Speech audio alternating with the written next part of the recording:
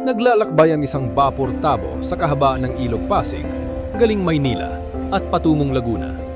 Ito ay nahati sa dalawang bahagi.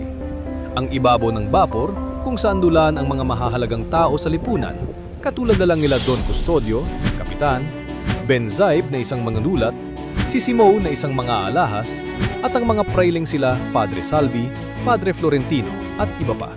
Samantala, sa ibabaw na bahagi naman ng bapor, matatagpuan ang mga instik at indiyo na nagsisiksikan sa dami ng pasahero.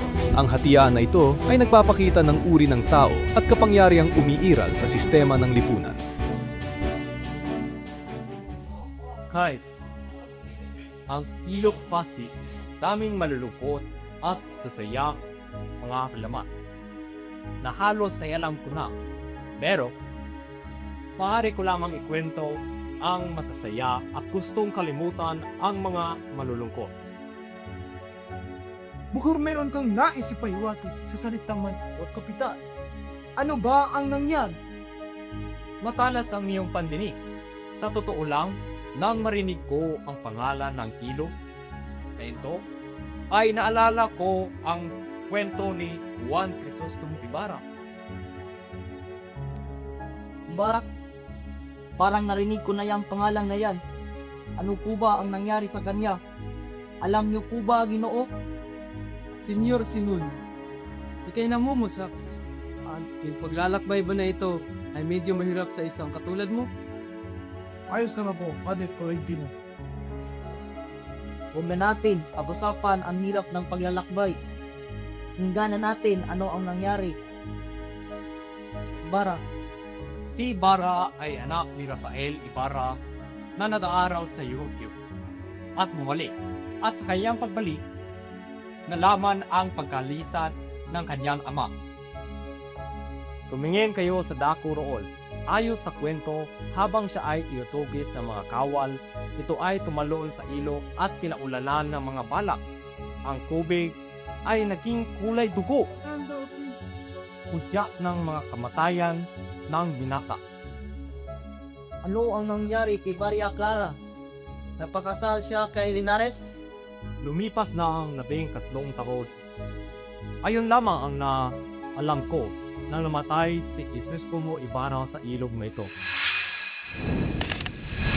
Maaari kong tapusin ang kwento. Kaibigan wam ng ampon kay Maria Clara. Sa kanya po na lamang ang bumpay. Wala paggawa sa Padre Damaso, tunito pa rin ang tiling ng dala ko na kapasok sa kumbento. May ganda ng kwentong pag-ibig. Ngunit nasaan na siya ngayon? Saan pa ba kung hindi sa kumbento? Ayoko sana buntrahin ninyong sinabi, Ginoo. Ngunit ang mababaw na ilog ay kaya nating malutas. O, maghukay tayo ng panipagong lagusan. Ano ang magagawa naman noon, Senyor Simon? Mapapabilis nito ang ating paglalakbay at wala nang mababaw na ilog. Sa aking palagay, hindi ako sang-ayon sa iyong sinabi, Senyor Simon, sapagkat maraming pera ang kakailanganin sa pagpapagawa roon. Saan naman kukunin ang salapi?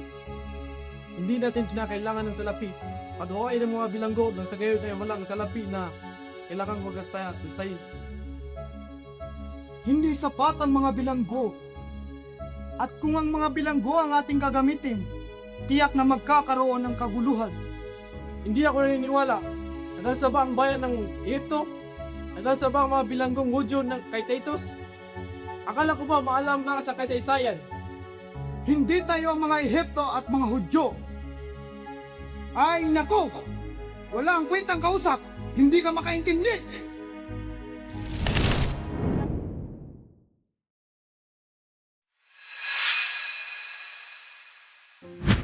Bayan natin ba sa iyo ang pagkakalalinian Kastila o kitang nasiyo? Binigyan namin ng kabahay si Padre Irene bilang regalo at nangako siya na magkikita sila ni Kapitan General at ang mayaman na si Makarahig ay nakalok ng kanyang bahay.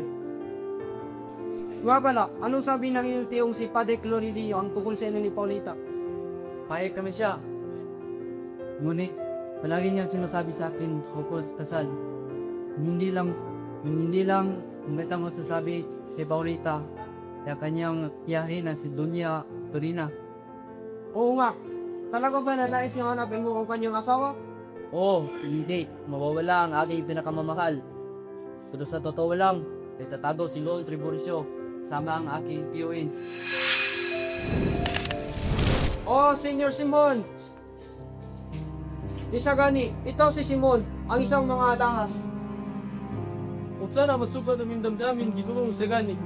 Pero totoo ba na napakahirap ang iyong probinsya na hindi man lang makabili ng alahas sa akin?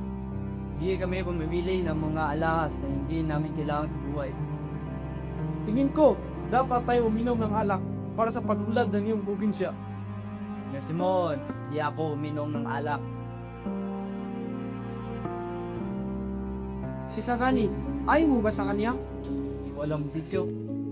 Sa oras na nakita ko siya para mabigat ang aking kapanandam. Dapat tayo lumayo sa kanya.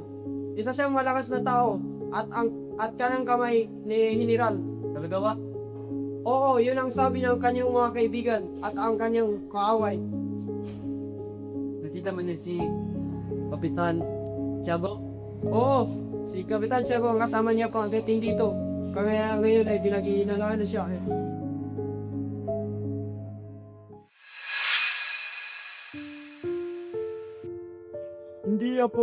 Hindi ako papayag na magpaalipin ka. Yo po rin lolo, kasulit og talit paraan upang magpabayad sa iyo para pitakay. Bakit hindi mo na lang ibenta ang gamit na binigay sa iyo ni Basilio? Hindi ko kalad mo maindot, mapapaalutin damang ako kaysa ibigay ko ang laking na ito. Kahabag-habag ang buhay niyang aking anak na si Tamis. Binalaan ko na siya sa pagiging kurap ng mga praile. Namatay ang kanyang asawa at nabastabas si Tano. At ngayong Julie, magpapaalipin ka kay Himana Pinsang para lang may pantubos ka sa iyong ama. O aking hingko, kung masyadong damdamin ng aking gagawin, ito nawag ay para sa kapanganan ng aking ama. Isa kang napakabuting anak, Apo.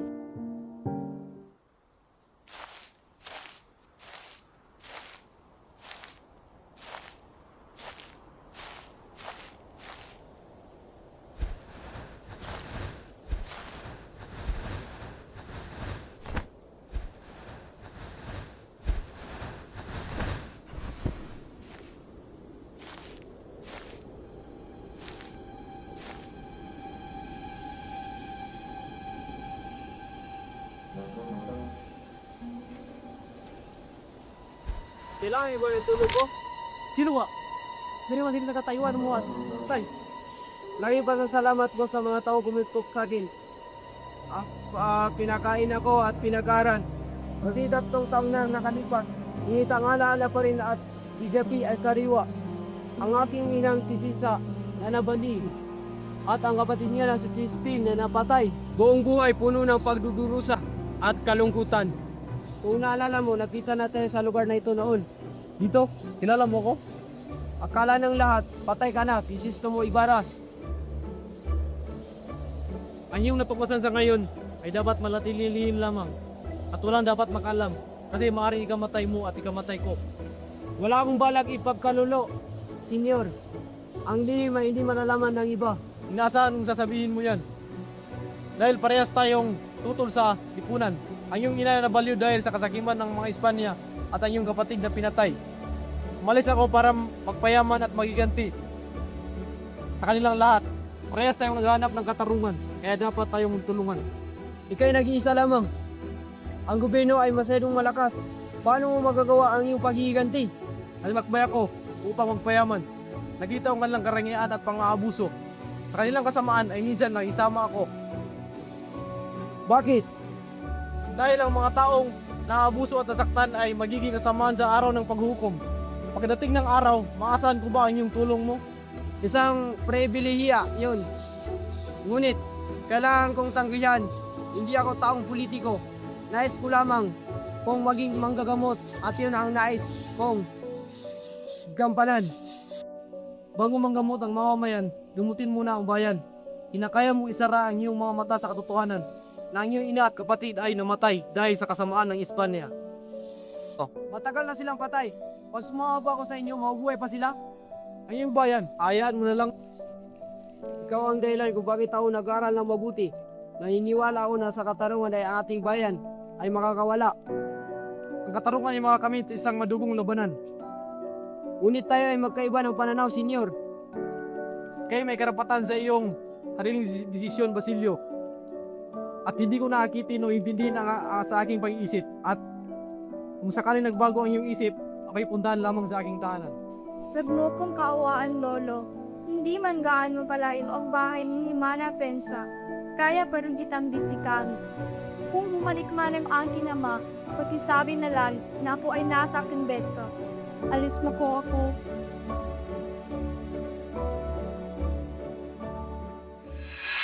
Si Cabe Santales ay nakalaya mula sa pagkakabilanggo nang dahil sa salaping nalikom ni Julie. Kinabukasan ay dumating si Simon sa kanilang tahanan, dala ang iba't ibang alahas na nais ibenta. Kumusta, kaibigan? Kahit lang, senyor. Halika sa bahay. Bukas ng aking bahay para sa iyo, senyor Simon. Maraming salamat, Kabisang Tales. Ngunit ang aking plano ay mapapatuloy hanggang San Diego. Tingin mo ang aking revolver, sapat na sa mga Guardia Civil? Hindi ako sigurado, senyor. Sa halip ay ang mga revolver nila ay napakalakas. Tama ka, pero ang aking revolver ay kaya silang talunin. Nakikita mo ba ang puno na yan? Tingnan mo kung paano ko barilin. Kahanga-hanga, ang iyong revolver ay simple at malakas. Nabili ko pa ito sa ibang bansa ang aking revolver. Tuloy ka, senyor Simon. Maraming salamat, kaibigan.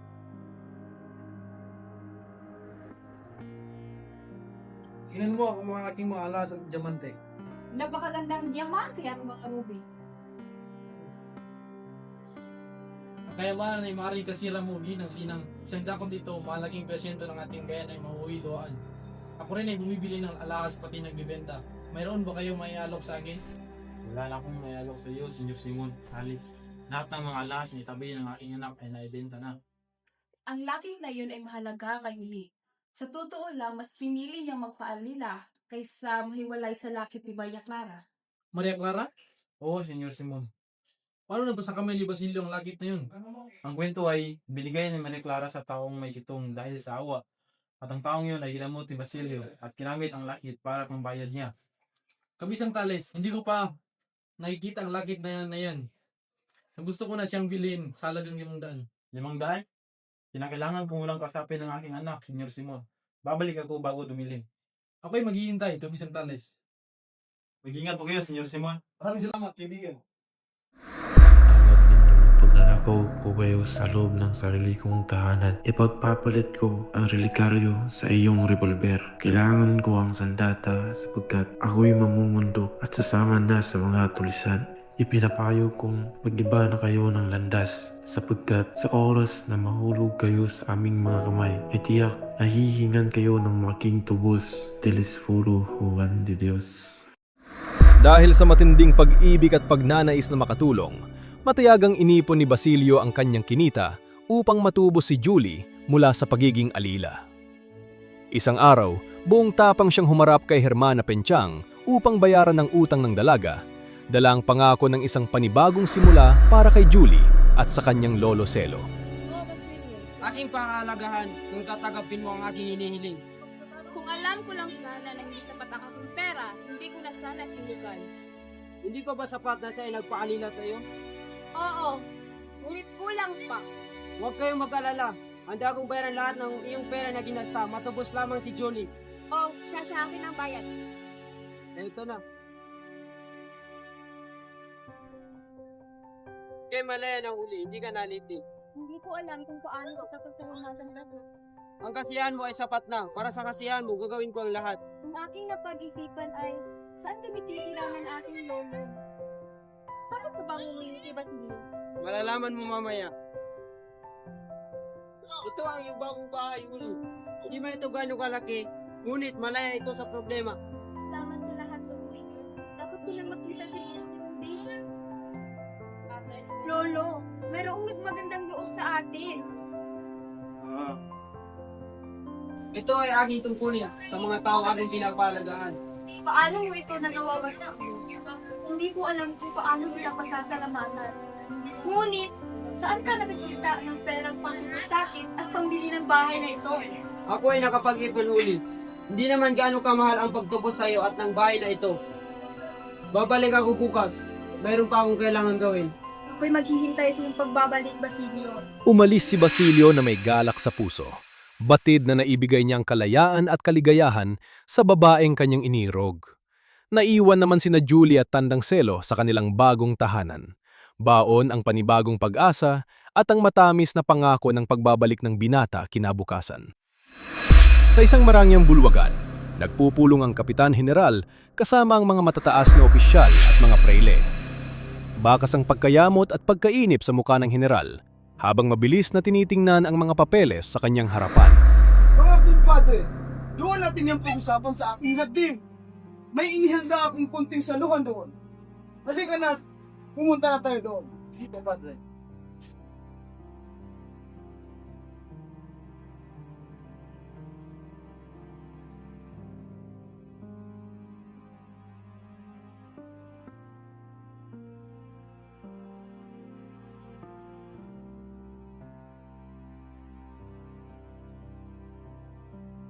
Pagilagpasan ang plano tungkol sa paralan.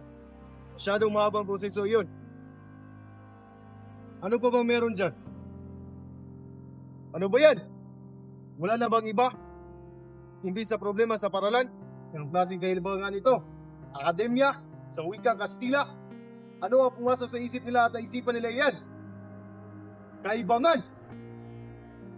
Kung ako ang tatanungin, nakakapanghinala ang panukalang iyan.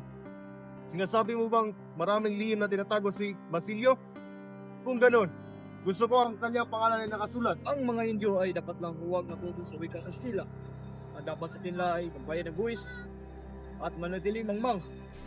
Hindi ba totoo kapag sila ay matuto sa wikang Kastila ay maging kalaban sila ng Diyos at ng Espanya? Kung totoo, ay mahulog tayo kasama ang pamahalaan. O bakit? Bueno! Bakit hindi natin hayaan sa Dr. Studio na lamang ang magdesisyon sa usapang ito? Dahil dyan, ang usapan na ito ay pagpabukas na lamang. Halina at kumain.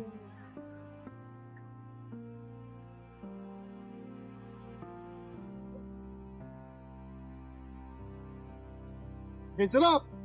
Napakagaling na tagaluto. Yun ay totoo. Napakaswerte mo doon sa studio. Bira lang ang makikita ng magaling na tagaluto. Pwede ba kayong umupo at kumain na walang iniisip na problema? Ang mahirap na dalagang iyan ay nagpo-crisis na pabalik-balik dito. Bueno, palayain ang matanda ngayon din. At dapat walang makaalam na at magsabi sa atin na tayo ay mga walang puso. At ipinagpatuloy na nila ang kanilang masaganang salusalo habang pansamantalang isinantabi ang mga malalaking suliranin ng bayan. Sa loob ng isang tanyag at mataong teatro, puno ng ingay at pagkainip ang mga manonood habang naghihintay sa pagsisimula ng dula. Kabilang sa mga naiinip ay ang mga mag-aaral na sina Isagani at Makaraig. Ngunit ang gabi ng aliw ay mabilis na mapapalitan ng matinding kabiguan para sa isang pusong umiibig. Kailan ba magsisimula ang palabas? Ako'y naiinip na, at gayon din ng mga bulwagang ito. Pasensya ang kailangan natin pairalin sa Gani. Hinihintay pa ang Kapitan General. Tingnan mo nga naman. Paulita, ang ganda ng gabi lalo na ikaw ang kasama ko. Hayaan mo silang maghintay at tayo na tumupot sa unahan. Paulita, anong ibig sabihin nito? Oh, Isagani, nandito ka rin pala? Pasensya ka na. Kami muna magkasama ni Paulita. Halika na nga dito mo. Naiiwang nakatayo si Isagani.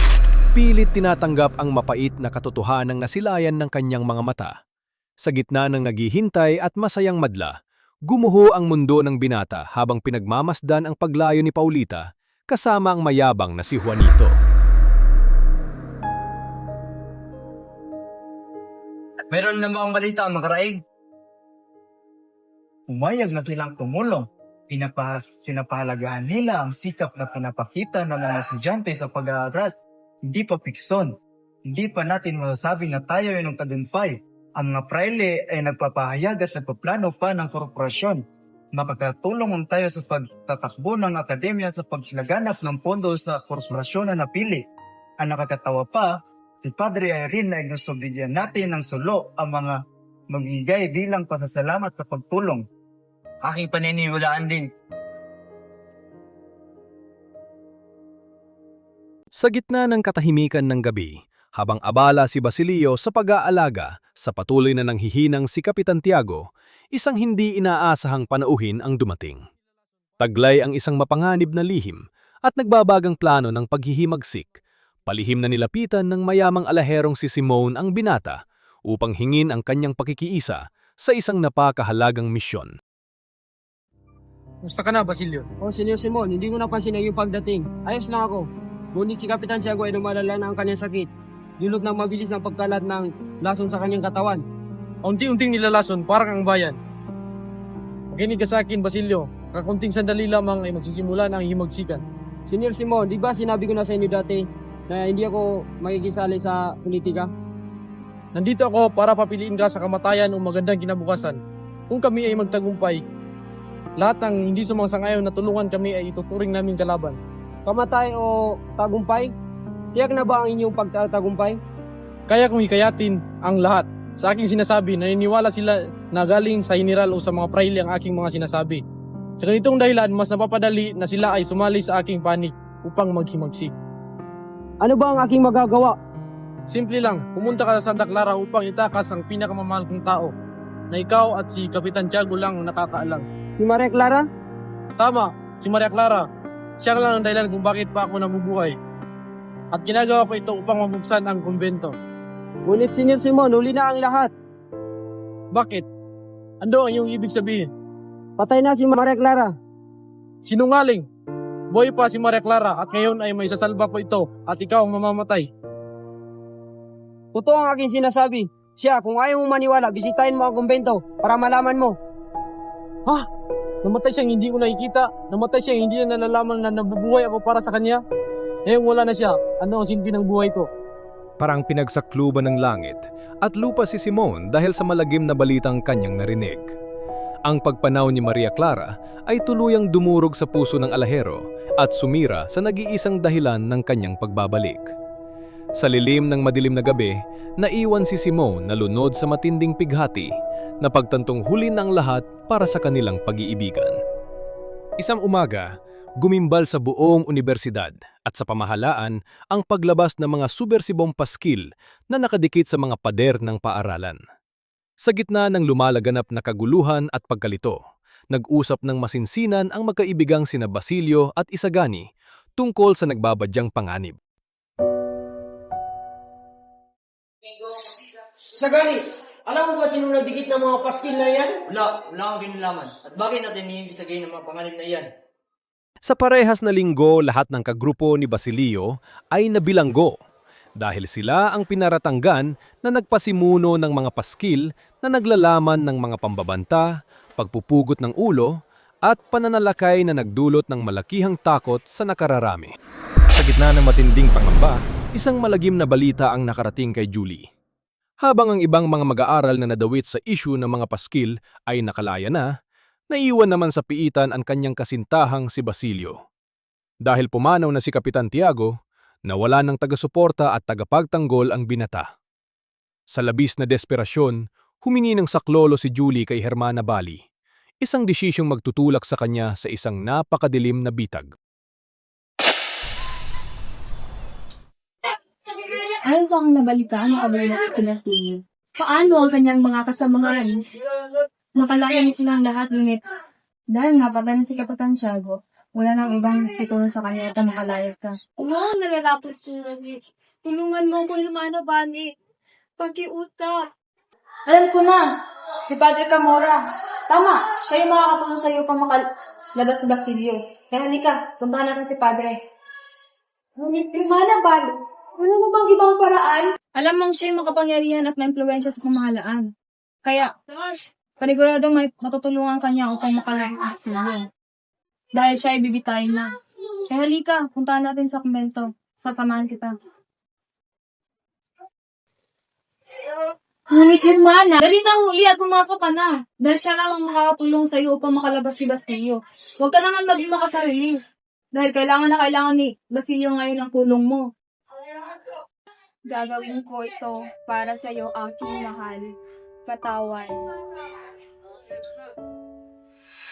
Ay isang tahimik at tila nagdadalamhating sulok, nagtagpo ang magkasintahang Isagani at Paulita. Mabigat ang hakbang at may kaba sa dibdib ng binata habang pilit na hinahanap ang katotohanan sa mga matang dati puno ng pag-ibig. Ngunit nayoy, tila nagbabadya ng lumisan.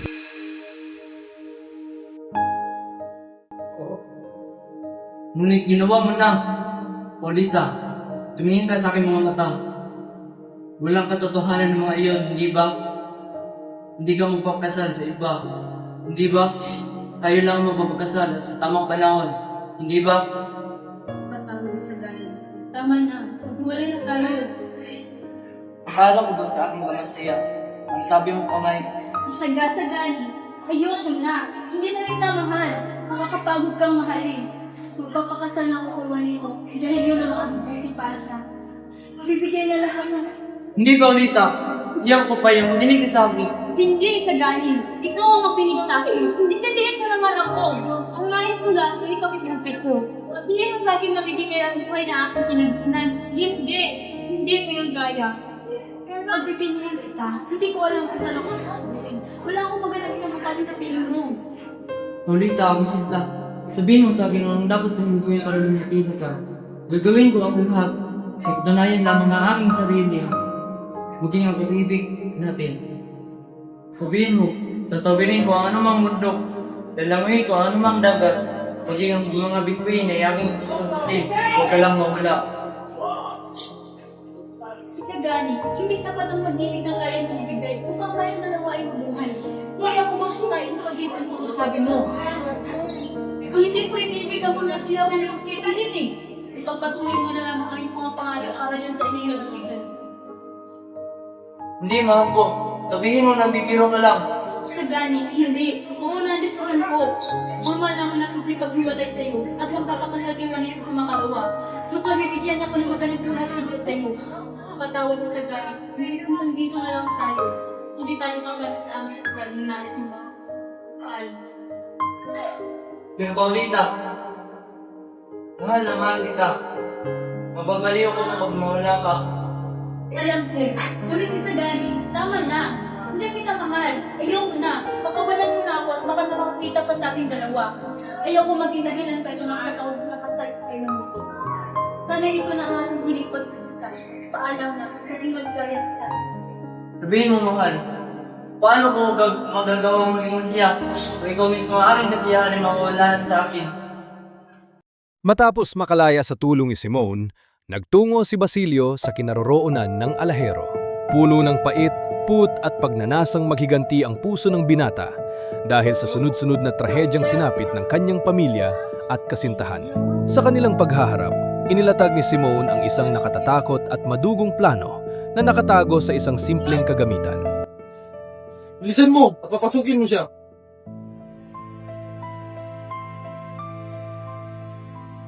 Hindi ko alam kung bakit ako pinaparusahan ng ganito ng Diyos.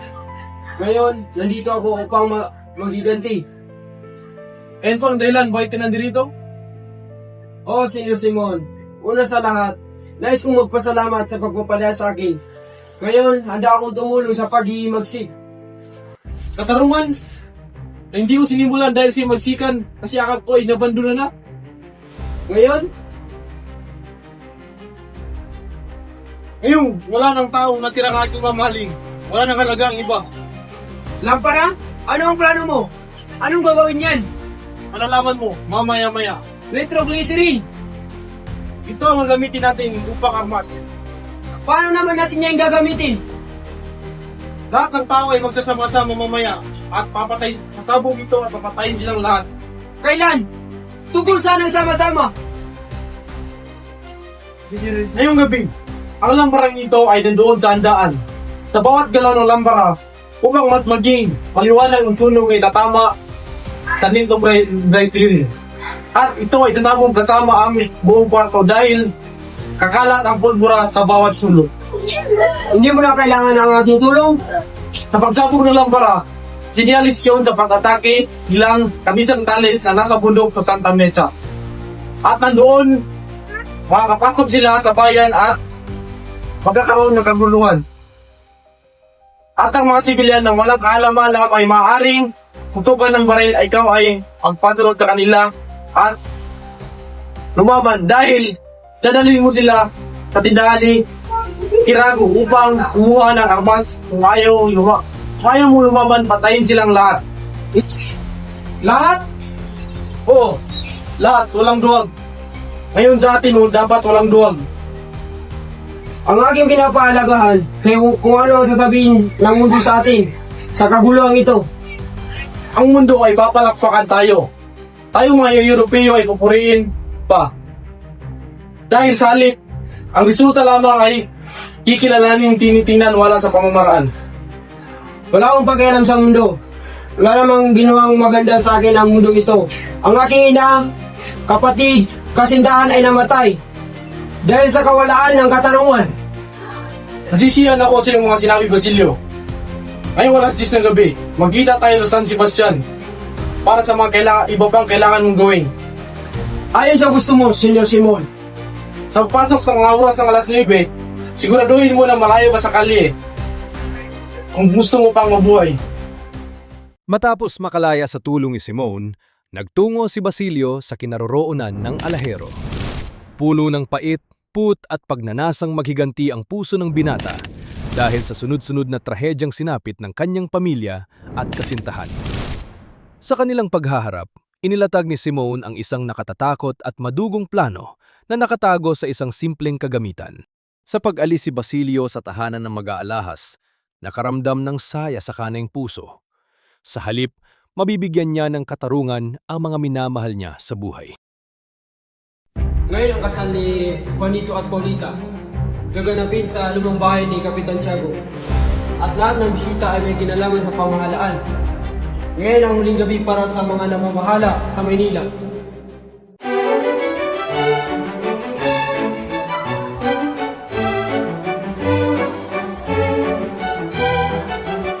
Sa iyong tingin, kailangan pa ba ng baong dasal ang liwanag?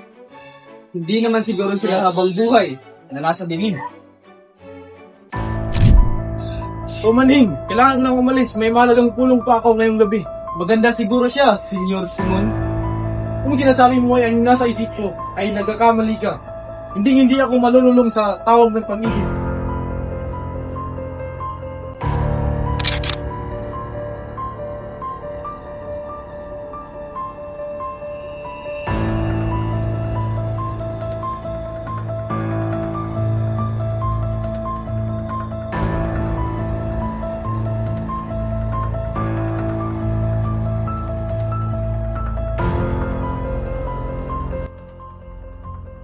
Siya at mga alis, ang lampara ay malapit na sumabog. Ay, isa gani, bakit ka na rito? La, gusto ko lang silayan sa uling pagkakataon ng aking pinakamamahal. Eh bukas, simulan siya. Wala nang oras, kailangan mo na umalis. Bakit? Bakit? Anong meron? Gusto mo bang mamatay? Matayan. Kung taga ng patay, wala na ako iniwan na aking pinakamamahal ko. Naghihintay ang kamatayan sa bahay na yan. Ang ibig mo sabihin, Basilio? Para makalaya sa kami ng malulupit, kailangan silang masugpo. Ang lamparang hanugi Senyor Simon ang dahilan ng malawakang pagsabog ng tahanan at kung nasaan ang pigi. Hindi maaari yan. Ayun ang mangyayari kung sakali. Ang lampara na yun ay sasabog sa anumang oras. Kaya halika na at umalis.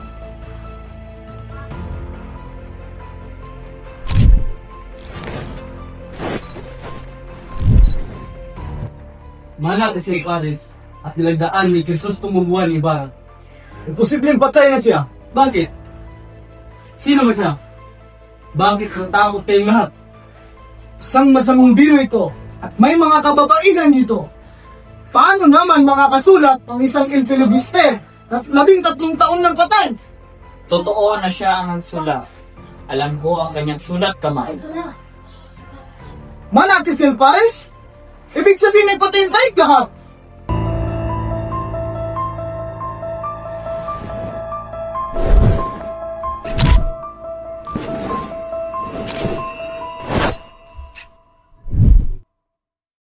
Sugatan, nanghihina at tinutugis ng mga may kapangyarihan, duguang dumating si Simon sa tahimik na tahanan ni Padre Florentino sa tabi ng dagat. Sa bingit ng katapusan, hinanap ng alahero ang tanging taong alam niyang makikinig sa kanyang huling pagtatapat at magbibigay sa kanya ng totoong kapayapaan.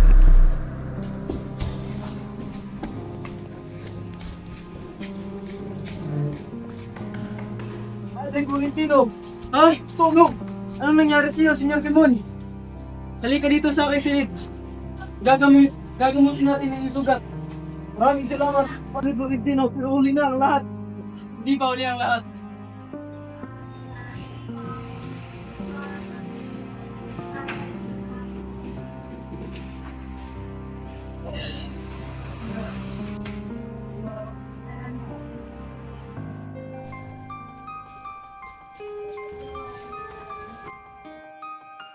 Hindi ko alam paano daw ako sasalamatan, Padre Florentino. Akala ko natutulog ka, Senyor Simon. Kamusta ang iyong karamdaman? Ano ang sulat na yan, Padre? Ito, isang telegrama.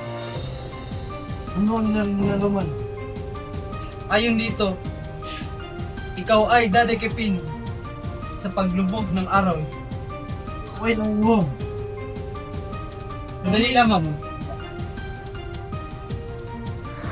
Matapos dumanas ng matinding hirap, tuluyang nalagutan ng hininga si Simon. Bit-bit ang kaban ng mga mahiwagang alahas na naging mitsan ng kasakiman at ang mga gorillas at perlas. Kung dumating man ang isang panahon na kailangan ka para sa isang dakilang mithiin, iluwa ka sana ng dagat sa pamamagitan ng utos ng Diyos. Samantala, diyan ka muna upang hindi maging sangkapan ng kabuktutan at upang hindi maging tagapag-udyok ng kasakiman.